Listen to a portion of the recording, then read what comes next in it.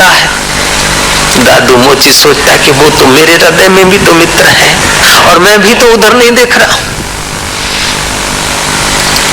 कमाल तो छटपटाए थे उस मित्र के लिए, लेकिन मेरे को उस मित्र के लिए छटपटाहट भी नहीं आती।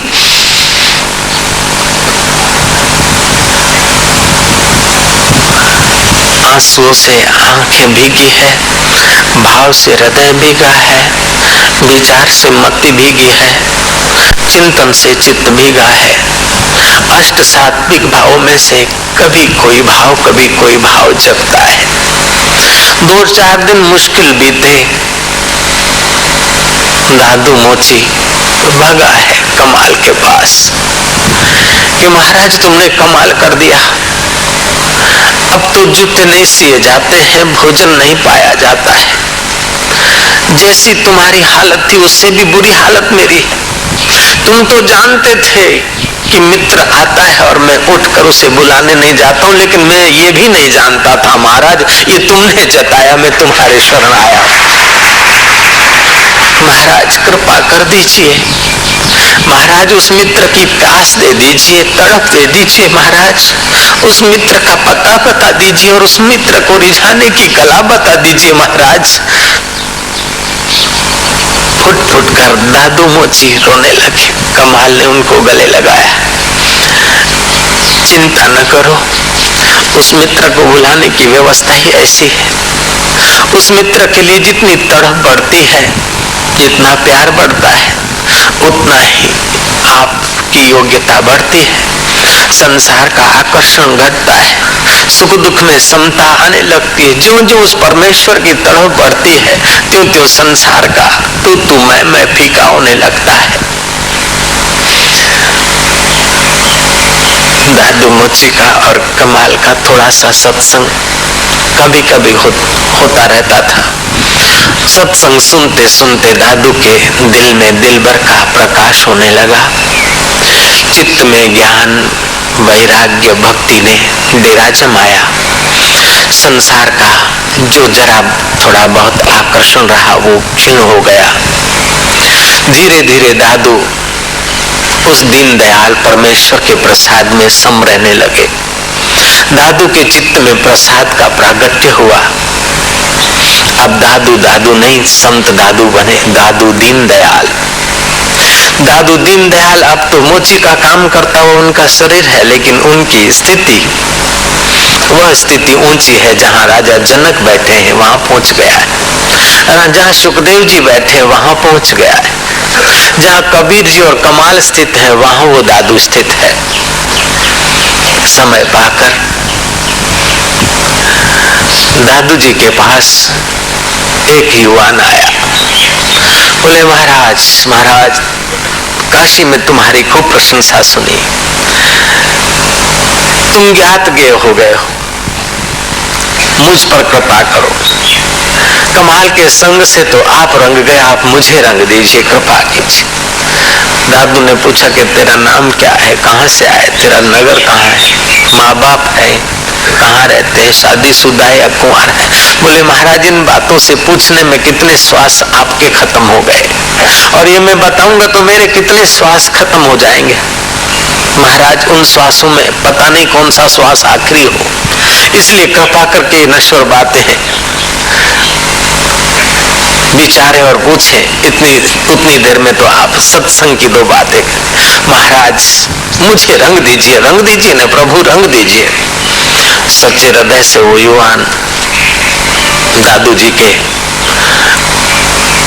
चरणों पे पड़ा है। दादू ने कहा अच्छा तो बैठ।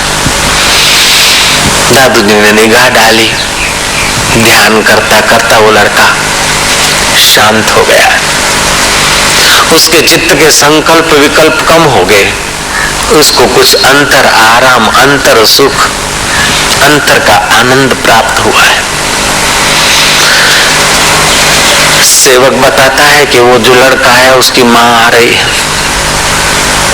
और बड़ी रुष्ट होकर आ रही। लड़के की आंख खुली, बोले महाराज जी मेरी माँ है, मेरे को पकड़ के ले जाएगी। इसकी भगवान से प्रीति नहीं, भगवान से वैर है, दिन रात टोकती। महाराज ने कहा तू चिंता मत कर, तू बैठ जा ध्यान में। बोले महाराज जी तो आपको भी मारपीट कर सकती है ऐसी है। बोले वो मेरे तक पहुंचेगी नहीं, और तू भी ऐसी जगह जा वो पहुंचे न तेरे तक पहुंच पाए न मेरे तक पहुंच पाए, पागल वो बाहर ही खड़ी रह जाए। डूब जा डूब जा, माँ शरीर की है तेरी नहीं है। गाली देती है, कुछ शब्द उच्चारण करती आकाश में चला जाता है। मुझे लगता है मत सोच, मैं तेरा हूं, हे परमेश्वर मैं तेरा हूं, तू मेरा है। हरिओम तत्सत और सब गपसप। भूतकाल भूल जा, भविष्य की कल्पना मत कर, वर्तमान में आसक्त मत हो, वर्तमान में अपने चैतन्य स्वरूप ईश्वर में डुबकी मार। सिद्ध पुरुष के वचन आशीर्वाद हो जाते हैं, दुआ हो जाती है। दुआ पर कोई लेबल लगा हुआ थोड़े होता है, उनका बोलना भी तो दुआ है, उनका मुस्कुराना भी दुआ है, उनका देखना भी दुआ है, और उनका डांटना भी तो दुआ का दूसरा रूप है। बात कोट तुलसी तुलसी क्या करो तुलसी बन की घास, कृपा भई रघुनाथ की तो हो गए तुलसीदास। जिसने आत्मपद में विश्रांति पाई वो योग कर्म सुकौशलम हो जाता है। दादू दीनदयाल बच्चे को कहते हैं चुप बैठ जा, हो जा अंतर्मुख, जा गहरा, डूब जा, ऐसी जगह पहुंच जहां तेरी मां न पहुंचे, और मैं भी वहीं चला जाता हूं, वो बाहर की बाहर खड़ी रह जाएगी। दादू भी ध्यानस्थ हो गए और लड़का भी ध्यानस्थ हो गया। माई आई, सेवक देख रहा है, लड़के को देख रहे कि हराम ज्यादा कमाने के भय से इधर आ गया, बाबा बन के बैठा है, फलाना फलाना। माई की भाषा तो माई जाने क्या क्या बोल सकती है, वही जाने भैया, जय राम जी की। लेकिन दादू की कृपा से लड़के का चित्त अपने चैतन्य स्वरूप में समत्व योग में विश्रांति पा रहा है। माई ने देखा कि इसको बिगाड़ने वाला यही है मुआ। हे नुपुत्ते, एक लौता बेटा मेरा, कुछ वर्ष पहले पति चला गया, विधवा माई के बच्चे को बिगाड़ने वाले, तेरा सर्वनाश हो। आंखें बंद करके बैठा मुआ। हे निपुत्ते तेरा सर्वनाश हो। हे निपुत्ते कुछ समझ, मेरे बेटे को घर लौटाने का उपदेश दे दे।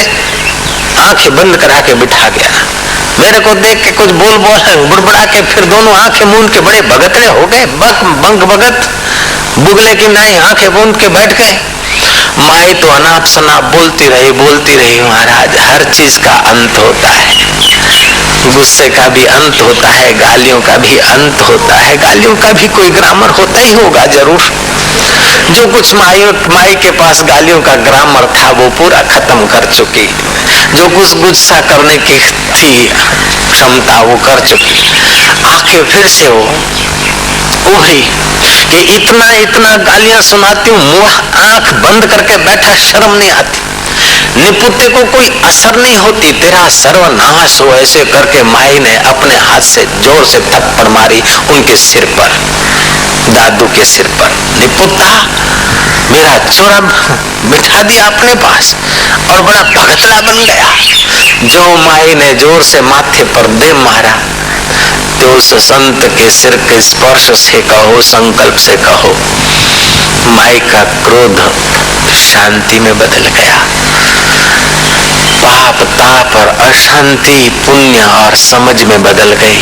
माई दूसरी क्षण फुट फुट कर रोने लगी, अरे मैं अभागिन, मैं पापिन, आप भजू